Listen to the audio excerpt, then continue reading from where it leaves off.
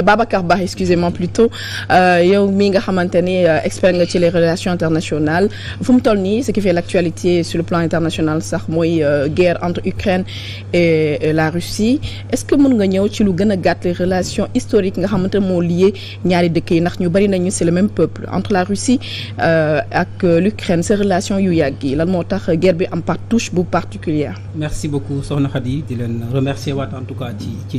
invitation bi. Tey àdduna bi fi mu toll jaxasoo na. Voyez qu'il y a la guerre qui continue, donc les bourses occidentales et les bourses asiatiques dévissent, les prix flambent, donc sanctions yi tar na, les vies humaines tombent aussi sur le théâtre d'opération en Ukraine. Pour comprendre li am tey mooy li ñuy wax souvent il faut un peu dugg dans l'histoire des relations internationales. Parce que bi guerre bi jeexee 1945 la deuxième guerre mondiale àdduna bi dañu nekkoon sur un monde bipolaire. mooy moomoon ñaari bloc de l'Ouest bi nga xam ne américains yi ñoo ko jiite woon ñu def seen organisation OTAN mu am fanweeri dëkk. ak le bloc de l'Est donc dirigé à l'époque par Union soviétique amoon seen pacte de Varsovie c'est le pendant de l'OTAN. àdduna di dox donc période boobu ñun aussi Afrique ñu nekkoon ci benn mouvement boo xam ne dañu ko doon wax le mouvement des non-alignés. la conférence de Bandung en 1955 en Indonésie. ñu def le mouvement des non-alignés mooy que ne ñun faruñu woon. ñu ngi nekkoon ci digg bi position d'équilibre. àdduna di dox ba 89 Allemagne bi nga xam ne dañ ko séparé woon. la République fédérale d'Allemagne RFA et la RDA République démocratique allemande bi nekkoon ci bloc de l'Est bi nekk occidental muru Allemagne bi le mur de Berlin tombe en 89. Période boobu donc c'était le début de la fin de l'ère soviétique 2 ans après le président Gorbatchev conduit la perestroïka et ñu egsi ci fin wu URSS et qu'est-ce qui se passe en 91 jamono yooyu président Gorbatchev bi muy discuter ak Bush père dañu amoon ay entente ñu ne c'est vrai que URSS daanu na mais OTAN du élargir vers l'Est. Donc ça c'était les ententes qu'ils avaient. C'était voilà c'est ça. Ça c'était à la chute en tout cas à la fin de l'URSS. En 89 c'était la chute du mur. 91 c'est la fin de l'URSS. D'accord. Avec Gorbatchev du temps de Bush père. Jamono yooyu la Russie. Non. Sama question mooy. Kañ la ñuy ratifier ni les pays yu bokkoon URSS ñu dugg ci OTAN c'était en quelle année? Non c'était pas ça. C'est-à-dire que pays bi URSS daano 91. Russie dañu créer li ñuy wax la fédération de la communauté des États indépendants. La CEI donc ci la ay Ukraine génne 91 jël seen indépendance mais jamono yooyu dañu ne woon ci terme accords yi que OTAN du élargir vers l'Est parce que li am tey il faut remonter aussi dans l'histoire des relations internationales en 1962 la crise des missiles de Cuba mooy que ne Russie soviétique yi dañu ne woon dañuy ñëw aligner ay missiles sur l'île de Cuba et les Américains avaient dit non parce que mënuñu woon nangu que les forces russes stationnent à l'île de Cuba qui est en face de la base de Guantanamo en face du territoire des États-Unis mu amoon blocus sous le temps du président Kennedy donc loolu mooy exactement scénario bi nga xam ne day am parce que Russie dañu ne woon donc OTAN waru leen élargir vers l'Est parce que l'Ukraine mooy dëkk bi nga xam ne c'est un état tampon entre l'Europe et la Russie mu nekk ci diggante bi muy donc un état tampon maintenant mu am yeneen accords yu am aussi les accords de Minsk en 2014 parce que ci biir Ukraine dafa am presque 38% population Ukraine c'est d'origine russophone ci biir mu am ay minorités yoo xam ne mooy la République populaire du Lugansk et la République du Donetsk ñooñu nga xam ne ce sont des populations russophones Crimée ñoom yàggoon nañu génn et donc du coup ces populations là dañu bëgg aussi dañu nekk dans des désirs de sécession et Poutine a activé ce qu'on appelle la convention sur le génocide parce que dafa ne population russophone yooyu sont victimes de génocide donc loolu moo tax mu ne day dem dugg Ukraine pour arrêter génocide bi pour protéger les populations russophones mais ma dellu si waat ci les ententes qu'est-ce qui s'est passé parce que autant dañu ne woon du ñu élargir vers l'Est parce que d'ailleurs John Kennan américain bi nga xam ne moo bindoon stratégie containment li ñu naan containment mooy la stratégie d'endiguement des États-Unis ci guerre froide bi John Kennan moom ci boppam boroom xam-xamu américain boobu dafa defoon rapport mu ne américains yi plus ngeen di élargir vers l'Est ce sera une menace pour la sécurité globale John Kennan ki nga xam ne moom moo théorisé la stratégie du containment donc en 2004 et en 2009 par 2 fois ces accords ces ententes ont été violées puisque l'OTAN a déployé des boucliers de défense aussi bien en Roumanie qu'en Pologne donc tey ce que fait la Russie est dans un désir de protection parce que la Russie donc nee nañu duñu nangu OTAN ñëw tiim leen ce que les Américains avaient refusé en 62 pendant la crise des missiles de Cuba la baie des cochons et il s'y ajoute que Poutine dit qu'il veut dénazifier l'Ukraine et il veut aussi que l'Ukraine n'ait statut d'État neutre, comme ce qu'on avait fait pour la Finlande. Donc maintenant, aujourd'hui, par-dessus tout, moi que nous voudrais aussi, comme nous un peu partout, saluer la position du Sénégal. Parce que la guerre, elle est dense. Sénégal condamné en tout cas l'état d'invasion, l'état de guerre, mais on n'a pas voté la résolution aux Nations Unies parce que nous, Sénégal, pendant longtemps, on est sur des positions d'équilibre et qui plus est, le président Macky Sall, dont je salue d'ailleurs le leadership sur la scène internationale, il assure un leadership d'équilibre parce que il porte aujourd'hui la voix de l'Union africaine, c'est la présidence de l'Union africaine. Tay ñun bu jafé-jafé amé comme li tubaab bi di def rek parce que tay li ciow li di bëri yépp wax nañ ko guerre bi mi ngi continuer et pourtant le commerce continue parce qu'il y a énormément de choses qui se passent ci souf bo xamné il faut nit ñi xam ko kérok bi européens yi déconnecté les banques russes du système SWIFT amna ñaari banques ñu déconnecté wul muy Gazprom banque ak benen banque moy banque bi nga xamné mo leen di jaay gaz ak pétrole déconnecté wuñ ko aussi la Russie a réagi rapidement. La Russie s'est connectée sur le système interbancaire que les Chinois ont mis en place depuis 2015. C'est le CIPS, c'est le Cross Border Interbank Payment System, qui est un système de paiement comme le SWIFT, parce que Chine, depuis longtemps, la Chine essaie de s'affranchir de la mainmise du dollar sur le marché international, a créé un système, parce que la Chine, c'est la deuxième puissance. Les experts ont dit que sanction beaucoup couteau à double tranchant là parce que des gens la relation entre la Russie et la Chine. Absolument. Et vous savez, j'ai entendu Poutine dire dans une conférence internationale, parler des sanctions et a donné l'exemple, exemple Corée du Nord. Poutine Mouné.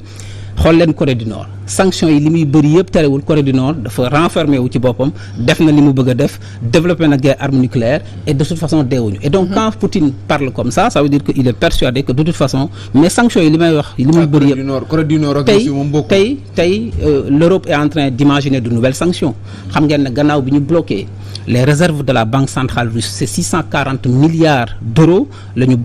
gelé. Automatiquement, le rouble avait perdu 30%. Automatiquement, qu'est-ce que donc Russie se sont reportés sur la Chine, sur le yuan pour cette transaction internationale. Mais tout le monde a des banques qui nous déconnectent.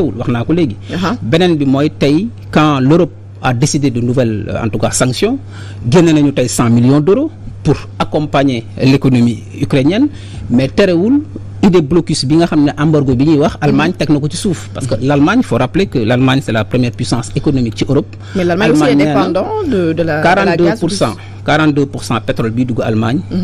Russie lay jóge. Plus de 50% sen consommation de gaz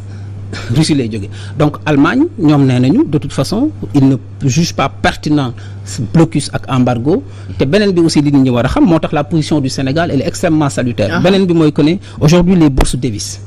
Les prix du pétrole et du gaz ont flambé. On a atteint des records historiques. Depuis presque 10 ans, aujourd'hui, le baril est à $120. Qu'est-ce qui se passe quand le baril dépasse, quand le baril monte? Alors, concrètement. Oui, d'accord. Économie, certaine manière, bon, nous du Sénégal, ou de manière générale africain, ou le Sénégal,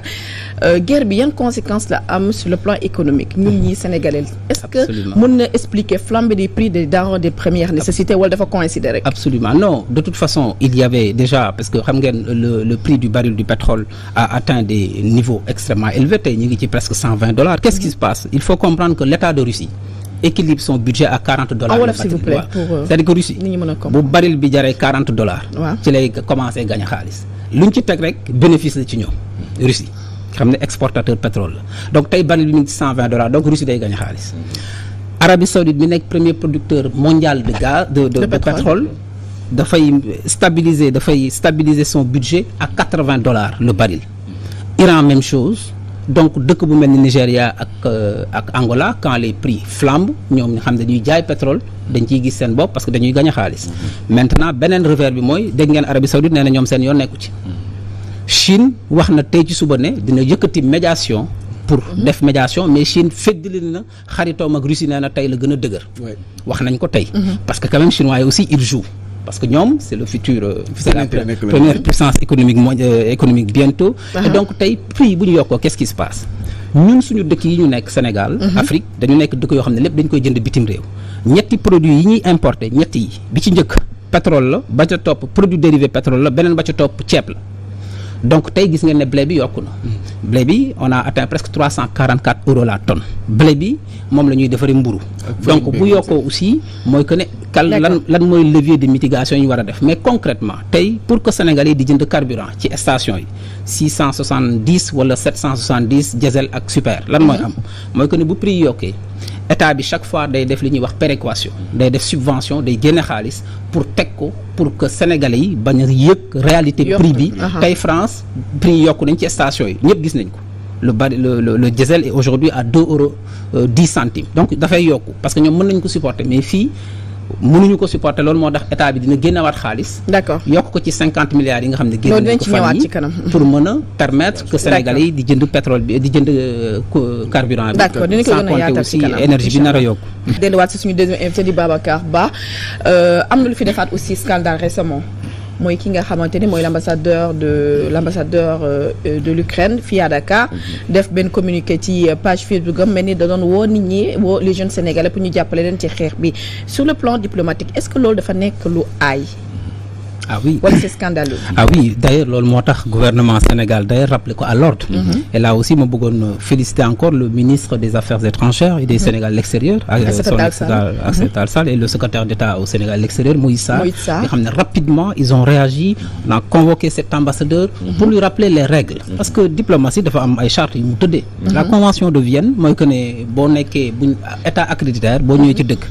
ñu nga nekk fa ambassadeur yor fa mission dafa am loo xam ne nii dafa am ay àq ak ay yelleef aussi mooy que ne y a une obligation de réserve waroo immiscer wu si la politique intérieure du pays qu'est-ce que nous avons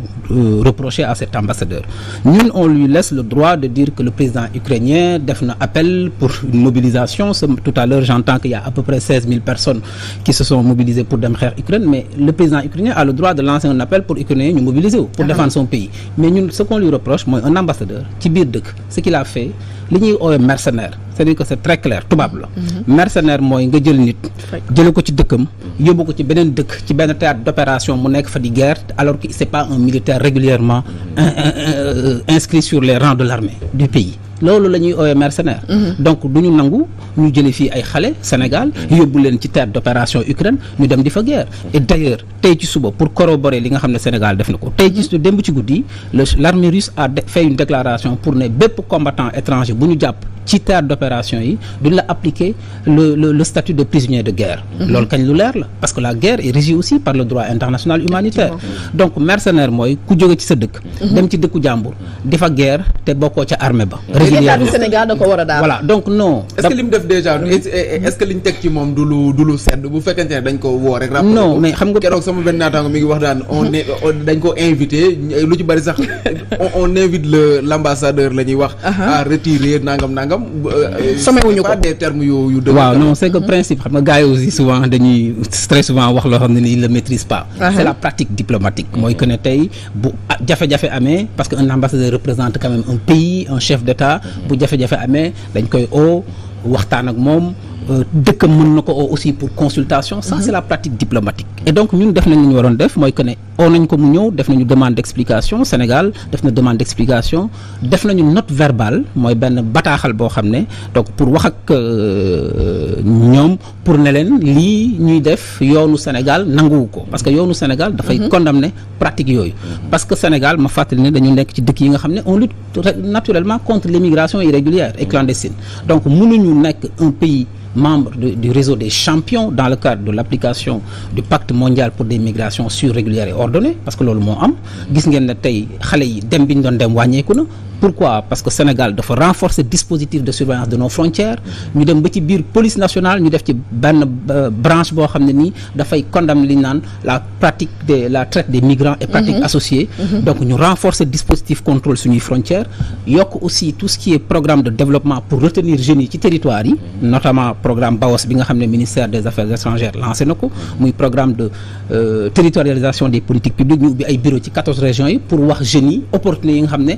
état bi mi ngi koy def pour ñu toog ci gox-goxaat yi donc loolu mënuñu boole nangu quand même situation guerre am nga nekk ci biir dëkk un ambassadeur n'a pas vocation ci biir dëkk di recruter ay nit pour quoi que ce soit. mais gis nañ communiqué bi mu def moom. voilà non gis nañu communiqué bi mu def mais encore une fois je ne parle pas au nom de l'État du Sénégal. Je suis ici fii dama fi toog ci turu ci baatu en tout cas expert di analyser ce que j'analyse dama ne ambassadeur bi non waru ko woon def pourquoi parce que dans la pratique diplomatique bu melee noonu tey il faut bàyyi mu sedd tey l'ambassadeur d'Ukraine nous on comprend un peu les préoccupations de son peuple de son État ñun ñi ngi ñaan que crise bi vraiment jeex parce que la position du Sénégal c'est une position de neutralité. Parce que guerre bu amee boo faree fii. que la plupart des pays africains d'ailleurs. voilà 35 ci yi absteniru 17 yi ay africains lañ parce que boo faree fii keneen ki du la déglu boo faree fii keneen ki du la déglu et la pratique du Sénégal c'est que nous notre voix porte quand même à l'international. Qui plus est Sénégal mi ngi jiite tey Union africaine donc dañu nekk position de neutralité parce que aussi par-dessus tout li ma wax il faut pas tomber dans des émotions les relations internationales dogal moo doon naan les pays n'ont pas d'amis ils ont des intérêts. Mais pour moins que ça d'accord nañ fi ambassadeur ci Souad. Mais il ne faut pas comparer ce qui n'est pas comparable. Là on est dans une situation atypique. Kenn du nangu amul benn dëkk ci àdduna buy nangu parce que contrairement à ce qui se dit gisuma tey ci surtout ambassade Ukraine bi nekk France wala bi nekk aux États-Unis que ñu def appel pour recruter ay Américains pour ñu dem gaay. kon dañoo Sénégal daal non dama ne xam nga ñun gars yi vraiment ñun xam nañu aussi àdduna bi li ci ne. li ñu dul nangu mooy ñu jëlee fi ay doomu Sénégal te bu ngeen ko xoolee ba càmbar ko ci biir parce que gis nga fii situation bu am rek am na ay tappalekat yoo xam ne des réseaux de passeurs des trafiquants en tout genre yoo xam ne ils profitent des situations de détresse pour nax nit ñi pour lekk seen xaalis. Donc loolu duñ ko nangu parce que li ñu dul nangu mooy fii tey Sénégal mi ngi xeex pour encadrer les phénomènes migratoires pour que la migration soit une migration sûre, régulière et ordonnée parce que nous sommes membres du GMC, du Global Migration Compact on Migration, le pacte mondial sur les migrations ñuy def yooyu yëpp ba pare di nangu ñuy recruter ay xale pour di leen yóbbu ci ay terres d'opération. On doit protéger les jeunes Sénégalais qui plus est waa Russie dégg ngeen li ñu wax. Boo fa demee ci benn théâtre d'opération parce que loolu mooy mercenaire mooy nga jógee sa dëkk dem dëkku jàmbur di fa guerre te doo militaire ni plus ni moins amul beneen terme loolu mooy mercenaire bi mu def aussi est-ce que déjà ñenn ñi ngi naan dañ ñoo yëpp parce que yaa ngi wax sànq ne defuñu ko ci beneen réew en plus bi ñu defee li ñuy def ba pare muy ministère des affaires étrangères ñoom ñu dem génnewaat benn communiqué di expliquer li nga xam ne waaw loolu moo tax ma ne ambassadeur boobu il faut qu'on l'appelle vraiment à la raison. On peut comprendre aisément parce que moom il a tenté d'expliquer que ne dafa dañu relayer à l'instar des autres missions un appel du chef d'État ukrainien tout ça on le comprend mais je dis dans la pratique diplomatique c'est pas un ambassadeur bu ñu la ooyee ba séance d'explication tu n'as pas encore à faire des communiqués di lëmbewaat médias yeeg yooyu parce que un ambassadeur il y a des canaux diplomatiques pour communiquer. Est-ce que cela veut dire est-ce que moom ba mu génnee di defaat benn communiqué est-ce que cela veut dire que suñu autorités ils n'ont pas été fermes parce que Souad bu ñu fàttali ko Souad ambassadeur américain bu fi nekkoon ba mu génnee di wax ci suñu gestion dëkk Ablaye Wade da ko woo dàq non fermeté boobu Ablaye Wade amoon est-ce que suñu autorités actuelles yi waroon nañu gën a ferme bu ko defee mu daal di gën a defaraat toogaayam fermeté weesuwul au-delà de faire une note verbale adressé ko ba pare def un communiqué à l'attention de l'opinion publique nationale et internationale. waaw non loolu fermeté weesu ko mais sauf que xam nga bu génnee defaat communiqué aussi dans la pratique diplomatique c'est-à-dire que un ambassadeur n'a pas à jouer à ce jeu-là di dem ci ay médias di def ay trucs. loolu non loolu après ce sont les autorités sénégalaises habilité en la matière ñoom ñoo war a décider loolu. En tout état de cause. li ñu bëgg a wax rek mooy que ne on appelle cet ambassadeur là à la retenue parce que tey fi àdduna bi toll le vrai problème. soxna Khady du ay des africains yu war a dem sur le théâtre d'opération. parce que tubaab yi nga xam ne ñi ngi Europe. OTAN waa membre OTAN les 30 pays. tey bi ñu yónnee ay soldats France biig yónnee na 500 soldats. du Ukraine lañ ko yónnee. Roumanie lañ ko yónnee. aux alentours donc je ne pense pas. est-ce que loolu mën na expliquer frustration wu Volodymyr Zelensky ba mu génne def OTAN da koo bàyyi. mais parce que def ko benn vidéo mais da leen mere. Parce que Zelensky se rend compte aussi de la réalité des relations internationales. Il a été dupé, on peut dire. Non, je peux pas dire ce mot-là dupé, mais en tout cas on analyse. Quand on analyse wax naa ko léegi tubaab yi bi ñuy débrancher ay banques débranché wuñu Gazprom Bank ak beneen banque bi leen di jaay pétrole ak gaz. Ça veut dire beaucoup de choses. Ça veut dire beaucoup de choses. Tey wax naa leen Allemagne qui est le leader de la zone euro. xam ne c'est la première puissance européenne nee na àndul ci benn embargo pétrole ak gaz parce que ñoom duñu nangu ñoom xam nañ ne seen marché pétrole beeg gaz bi donc ça veut dire que li guerre bi di tar yëpp ku ci nekk yaa ngi xool sa intérêt loolu moo tax ma ne man dama bokk ci ñu ne cette crise là doit aussi permettre à l'Afrique de se renforcer et d'accélérer l'intégration. Pourquoi booloo ci seen biir booloo pourquoi booloo moo tax parce que dañu nekk ci àdduna boo xam ne booloo la bëgg ba tax na voilà on s'achemine inéluctablement vers li ñuy wax un nouvel ordre mondial. Pourquoi je m'explique explique ko rapidement guerre bi dafa jeex ñu nekk ci monde bipolaire 2 blocs boobu ñun Afrique ñu nekk benn disquette toog ci digg bi def bandung ne non aligné ñëpp di ñu courtiser. ñu ciy gis suñu bopp ñu dem ba URSS daanu. On arrive dans un monde unipolaire avec la superpuissance américaine qui façonne le monde selon les stratégies américaines, shaping the world. Donc, il façonne le monde en fonction des intérêts des États-Unis d'Amérique. ñu ñëw egg si fan yi at yi passé ngeen gis la Chine monte en puissance, il y a un déplacement de la puissance et du centre de gravité de l'économie mondiale vers l'Asie-Pacifique, particulièrement vers la Chine, qui est la deuxième puissance économique ci àdduna bi. Dans quelques années moom mooy nekk première puissance économique. Que fait la Russie? La Russie, me fàttali ne c'est la deuxième armée au monde. C'est 850 000 hommes. te ci wàllu arme nucléaire 40 milliards de dollars ci dépense. 60 milliards de dollars. Le budget militaire de la Russie, 60 milliards de dollars. Et c'est la première puissance en termes d'armes nucléaires. Russie dañu am 6200 ogives nucléaires contre 5600 pour les États-Unis. D'accord. léegi nag bi Poutine ne dafa mettre en alerte les forces de dissuasion bi mu mettre en alerte les forces de dissuasion foofu la guerre bi gën a takarnaase parce que dans ces forces de dissuasion il y a l'arme nucléaire et dans l'arme nucléaire il y a cette terrible arme contre que l'OTAN a surnommé Satan 2. mooy gannaaw seetaane ba mu génnee aljana nee nañ li gën a garaaw ci àdduna bi mooy arme nucléaire russe Satan 2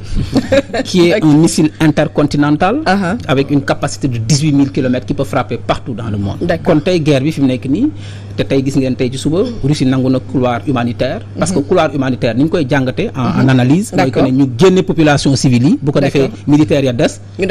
defante ci yàlla musal alors monsieur Babacar ñu daal di jeex monsieur Babacar Ba dernière question yoo la ñuy jeexale est-ce que guerre bi nga gis entre l'Ukraine et la Russie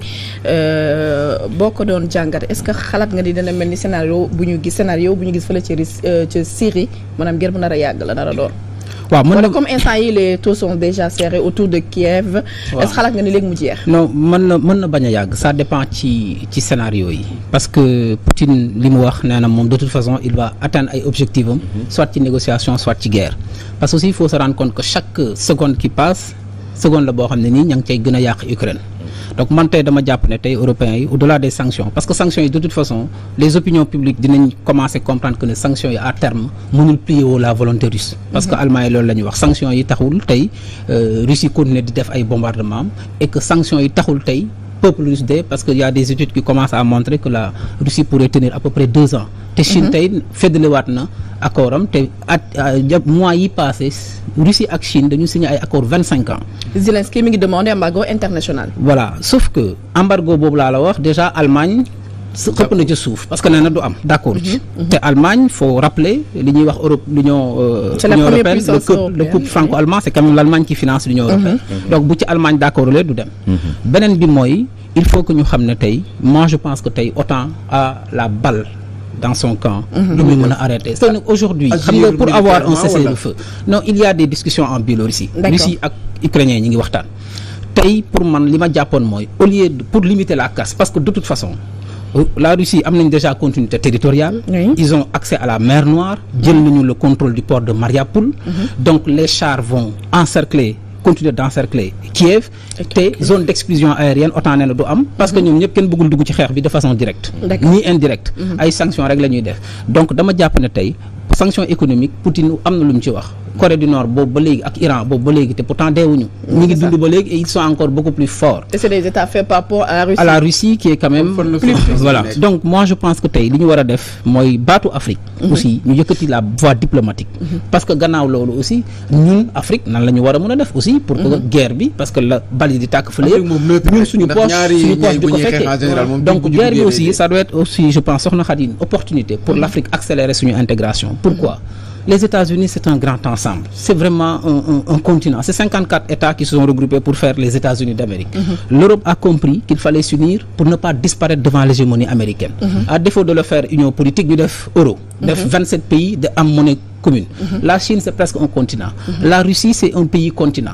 donc ñun il faut pas que Afrique ñu continuer di xalaat ne Sénégal fii Mali fii Burkina fii Ghana fii mën nañ ci génn donc crise bi mi ngi ñu war a jàngal pour ñu réduire suñuy vulnérabilité est-ce que mën na nekk voilà ak suñuy coup d'état nos crises réduire suñuy vulnérabilité vis-à-vis de l'extérieur mooy que ne l'Afrique est un réservoir de matières premières et un déversoir de produits manufacturés il faut ñu inverser loolu inverser ko mooy ñu renforcer coopération bi accélérer éco bii nga xam ne mi ngi war a ñëw ci monnaie bi parce que xaalis bi aussi nekk nii bëri nañu ay jafe-jafe merci monsieur Ba di fàttali ni yow expert la ci ay relations internationales yaa nekkoon suñu invité